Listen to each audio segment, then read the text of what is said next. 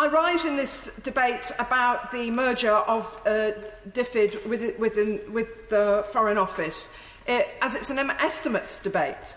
But the decision as to whether international development and the Foreign Office should be one department or two is not about money. But even if it were, to expect it to happen now at the height of the pandemic, when civil servants should be focusing on the UK and world recovery, is an appalling waste of already overstretched resources. No, Madam Deputy Speaker, it is not about money. It's fundamentally about how the UK views its role in the world. It's about values. Whether we pursue our obligations as a relatively wealthy country to do right by the poor and most marginalised of the world, whilst also pursuing our foreign policy objectives, but as distinct objectives. But I fear we're going to subsume these obligations to the poor of the world into the Foreign Office, whose priorities are not about development.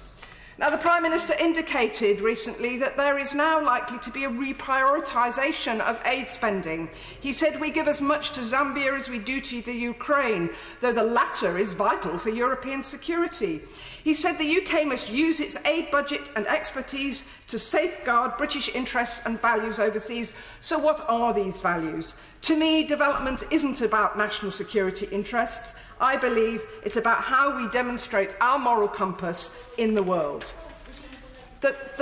I'm not going to because many others want to come in. The Labour government of 1997 to 2010 created DFID following the Pogao Dam scandal.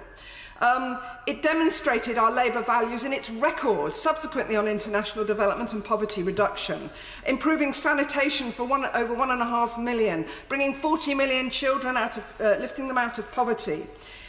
And in the last 10 years, DFID's role in overseas development aid has gradually been reduced. Now, DFID only spends 73% of ODA, and the rest being spent from the Foreign and Commonwealth Office, BEIS, and so on. But DFID, to be fair, has been a shining light of development of the UK and demonstration of the UK's moral values around the world. DFID has also been rated as the most effective and transparent of government departments, delivering real value for money, and spending only 2% of its spend on administration. Meanwhile, the FCO's spend on ODA is almost half spent on administration. So many key people have criticised this, including 3 former Prime Ministers, all of the NGOs bar one in the field. So, Madam Deputy Speaker, DFID was created by the incoming Labour government in 1997 in order to create a distinct policy line. I'm proud of our experience in providing life-changing and life-saving support.